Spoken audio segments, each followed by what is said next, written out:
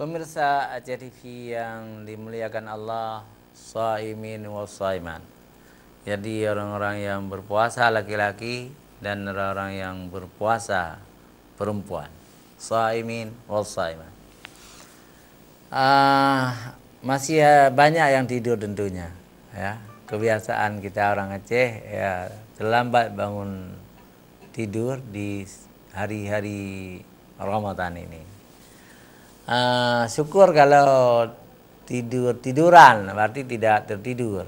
Tapi banyak yang memang tidur benaran, ya. Jadi hanya bermimpi-mimpi di dalam tidur di siang hari. Jadi kadang-kadang nanti baru bangun jam-jam 11 gitu ya. Sebenarnya tidak bagus tidurnya. Kalau kita ingin berpuasa yang berkualitas, nggak perlu tidur lagi setelah sahur. Jadi setelah sahur itu baca Quran. Baca Quran. Kalau perlu baca yang punya arti, ya, yang punya arti supaya kita tahu isi Al-Quran itu. Supaya kita tahu apa perintah Allah kepada kita. Kalau perlu lagi tambah dengan membaca kitab-kitab, supaya kita tahu bagaimana hukum agama di dalam kita beribadah.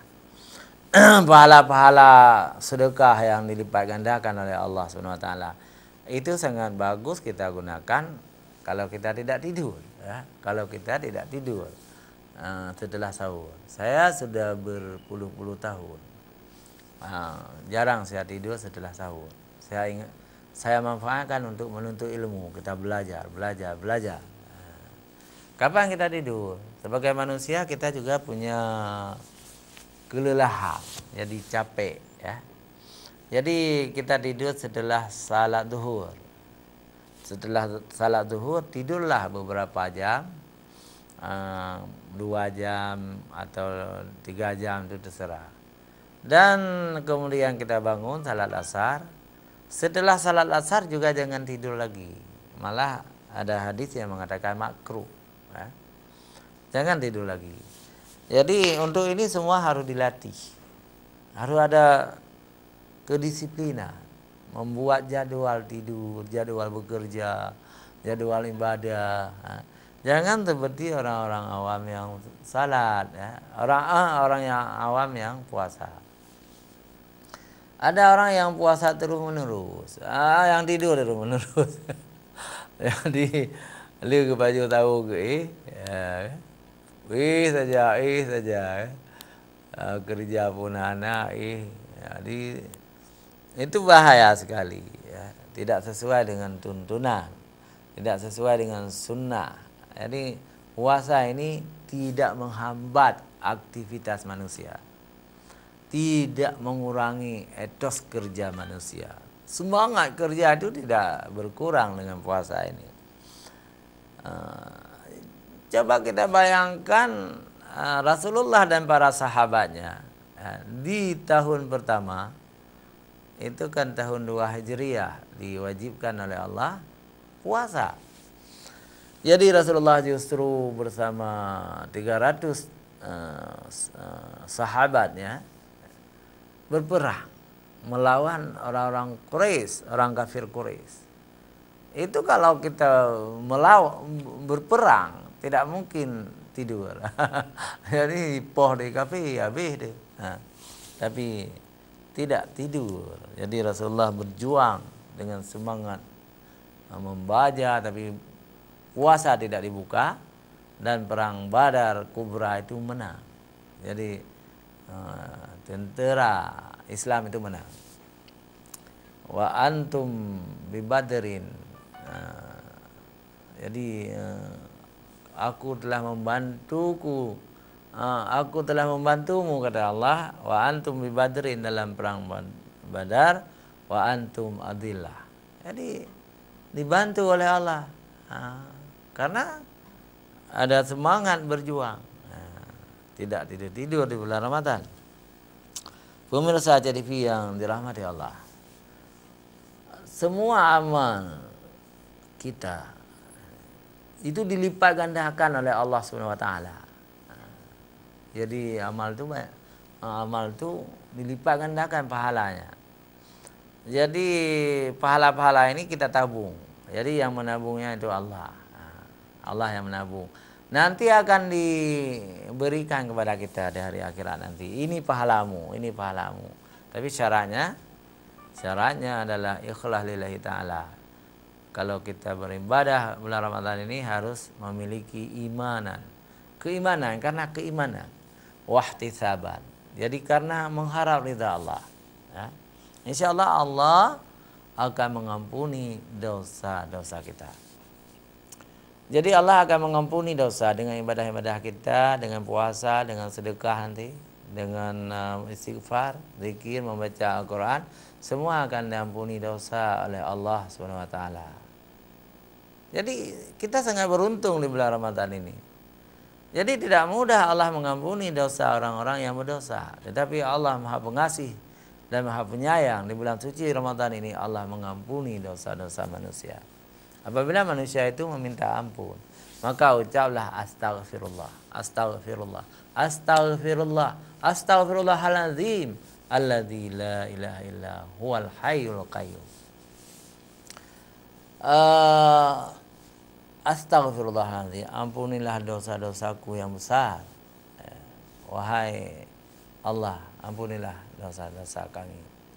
Astaghfirullahaladzim, alladzi la ilaha illallah. Sesungguhnya engkau adalah tidak ada Tuhan selain Allah. Jadi kita minta ampun. Minta ampun, bertaubat. Mungkin pernah makan riba, mungkin pernah menganiaya orang lain, mungkin pernah menipu orang, mungkin pernah tidak salat 5 waktu, mungkin pernah tidak membayar zakat. Jadi semua ini akan diampuni oleh Allah kalau kita kembali bertobat kepada Allah di bulan suci Ramadan ini. Jadi bulan suci Ramadan adalah bulan yang sangat agung, bulan maghfirah, bulan pengampunan. Jadi Allah mengampuni dosa-dosa manusia. Apalagi di bulan ini abwabul jannah, dibuka pintu surga. Futihat abwabul jannah, dibuka pintu surga. Dan ditutup wa khuliqat abwabun niran. Jadi ditutup pintu-pintu neraka 7 itu ditutup.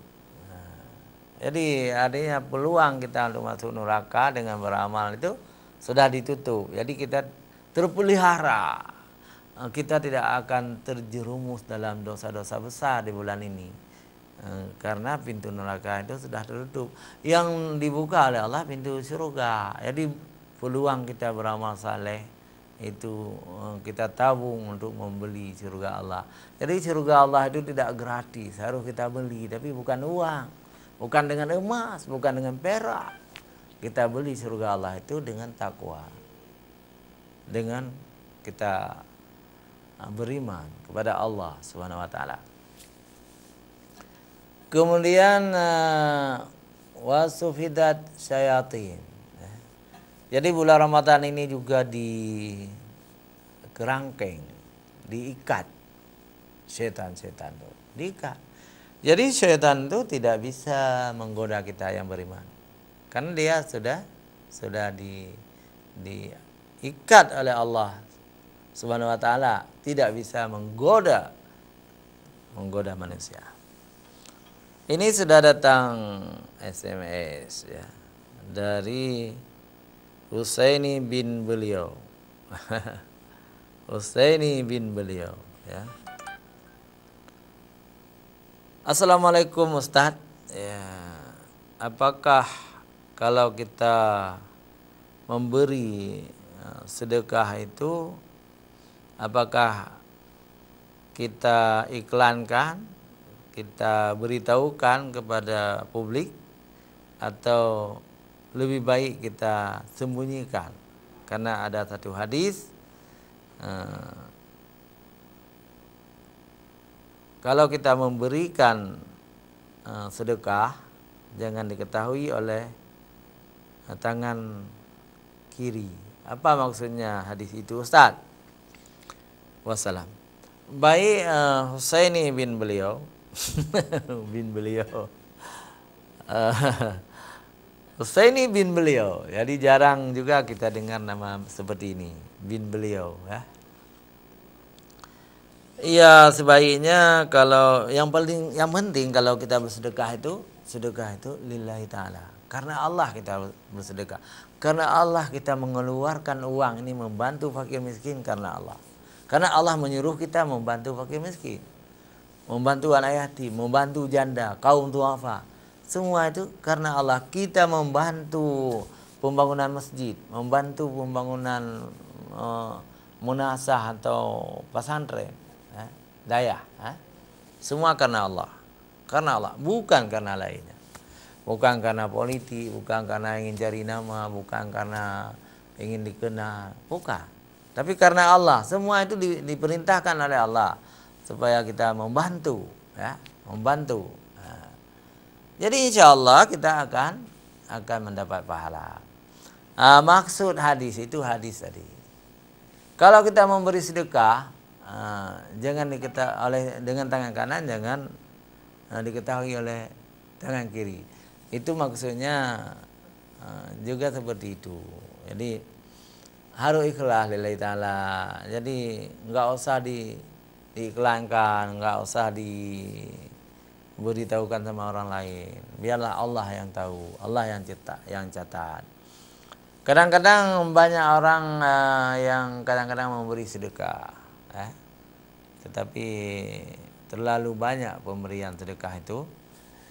Ketika dikonfirmasikan atau diberitahukan kepada istrinya tidak ikhlas. Ketika istri tidak ikhlas, lalu terjadi dakwa-dakwi, malah berkelahi, gitu. Maka yang disebut tangan kiri di dalam hadis ini adalah termasuk istri, termasuk anak-anak. Karena istri pun kadang-kadang tidak ikhlas kalau diberikan sedekah kepada orang lain yang kira-kira lumayan banyaknya. Gaduh jujuk peng ke orang lain. Tanya mau peng dan. Jadi keluar kata-kata seperti itu. Lalu sang suami marah. Gara-gara kah rugo. Hana getulih oleh Allah pahala. Pana getulih dalam pahala kah hana ikhlas. Dawa ini kan suami istri. Maka lebih baik sedekah-sedekah itu dibatasi, jangan terlalu banyak. Kalau terlalu banyak, marah istri. Dan kalau perlu disembunyikan. Atau kalau banyak misalnya, musyawarah dulu dengan istri kita. Nyo napeng mau 10 juta. Jadi tajuk ke masjid atau ke pesantren. Dan ni pahala haji untuk orang cik lun dan orang cik kata yang kamu meninggal. Ya, tu je musyawarah. Oh, je bang yang lagi han. Jadi orang cik dan yang kagak psikolag dan yang kahebat je no. Kan berkat orang cik dan maka tajuknya 50 juta ke pesantren atau ke masjid atau ke mana ya. Niat kita membantu orang tua kita di dalam kubur supaya Allah mencurahkan rahmat dan mengampuni dosa-dosa orang tua kita itu. Jadi istri juga sudah ridha, suami sudah ridha, keluarga kalau perlu anak-anak juga kita ajak musyawarah, semua sudah ridha, silakan memberi sedekah yang banyak. Sudah musyawarah. Jangan sampai tidak musyawarah. Jadi istri tidak tahu, anak-anak tidak tahu, 100 juta ada aja masjid tadi. Itu pun ada leurina, itu apa ada tu. Jadi maka Rasulullah mengingatkan kita bersedekah yang ikhlas dan tidak ada yang tersinggung. Di dalam sebuah tafsir Fakhrul Razi, tafsir bil Ma'sur. Jadi Sayyidina Umar saja, Umar bin Khattab itu pernah bersedekah tanpa memberitahukan kepada istrinya. Beliau pulang ke rumah mengambil gandum sangat banyak, 1 guni. Beliau bawa memberikan kepada orang lain. Lalu istrinya tidak setuju. Karena istrinya sangat sayang kepada gandum tersebut. Kemudian keduanya cekcok. Istri Umar bin Khattab itu melarang memegang guni itu. Kemudian gandum itu tumpah. Lalu dengan emosi Umar bin Khattab itu kembali ke masjid, menjumpai Rasulullah sallallahu alaihi wasallam dalam Masjid Madinah dan bercerita bahwa beliau ingin memberi sedekah tetapi istrinya tidak rela. Maka Rasulullah membimbing Umar supaya bersedekah itu bermusyawarah antara suami dan istri. Pemirsa TV, jangan kemana-mana, kita kembali setelah jeda iklan berikut.